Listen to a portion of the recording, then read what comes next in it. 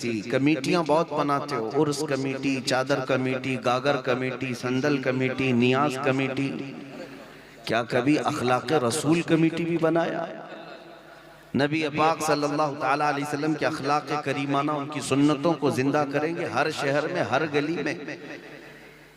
اور آج ان ظالم کفار و مشرکین کو جواب دینے کا سب سے بہترین کام تم کر سکتے ہو نوجوانوں، تم کر سکتے ہو۔ ہم اسٹیجوں سے بول رہے ہیں، ہمارے پاس ممبر ہے، ہم بول رہے ہیں، تمہارے پاس اسٹیج نہیں، ممبر نہیں، تم کیسے جواب دو؟ تم کیسے جواب دو؟ تمہارے جواب دینے کا طریقہ یہ ہے کہ یہ خبیث ظالم نبی پاک صلی اللہ علیہ وسلم کے نام سے چڑھتے ہیں، اخلاق سے چڑھتے ہیں، تم ہر گلی کوچے میں اسی طرح بن سور کر کے نکلو کہ تمہاری داڑھی بھی نظر آئے، تمہاری ٹوپی بھی نظر آئے۔ اگر کوئی چڑھتا ہے تو چڑھے، جلتا ہے تو جلے اور اسی میں وہ مرے، لیکن تم اس بات پر فخر کیوں نہیں کرتے؟ تمہیں شرم آتی ہے داڑھی رکھنے میں؟ حضور کی سنت ہے، نبی پاک صلی اللہ علیہ وسلم کے اخلاق ہے۔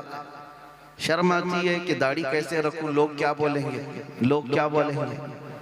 ارے ان کو ہم نے دیکھا ہے، چوٹی رکھنے میں شرم نہیں آتی، تمہیں داڑھی رکھنے میں کیوں شرم آتی؟ لوگ بالیاں بھی پہن لیے، چوڑیاں بھی پہن لیے، نتنیاں بھی پہن لیے نوجوان، اور داڑھی رکھنے میں شرم آ گئی۔ اگر نبی پاک صلی اللہ علیہ وسلم کا چہرہ کائنات کا سب سے حسین چہرہ ہے تو اس چہرے کی پیروی کرنا چاہیے یا ایرے غیرے کی پیروی کرنی چاہیے؟ جب آپ کو پتا ہے میرے نبی پاک صلی اللہ علیہ وسلم کا چہرہ سب سے حسین ہے تو اسی چہرے کے پیچھے چلنا چاہیے۔ اور ہم نے بزرگوں سے سنا ہے، قبر میں جس وقت تم جاؤ گے، فرشتے آئیں گے، اٹھائیں گے، اور حضور بھی تشریف لائیں گے، اور تمہیں فرشتے پوچھیں گے ان کے بارے میں کیا کہتا تھا؟ تم حضور کی طرف دیکھ کر کے کہنے جا رہے ہوگے کہ یہ میرے رسول ہیں، نبی پاک صلی اللہ علیہ وسلم اپنا چہرہ پھیر لیں گے۔ بزرگوں نے فرمایا، حضور پاک صلی اللہ علیہ وسلم فرمائیں گے خبردار میری طرف مت دیکھنا، اس لیے کہ دنیا میں تجھے میرا چہرہ پسند نہیں تھا، دنیا میں میرے چہرے کی طرح تو بنانا پسند نہیں رکھتا تھا، آج اس کو پکار جس کا چہرہ تجھے اچھا لگتا تھا۔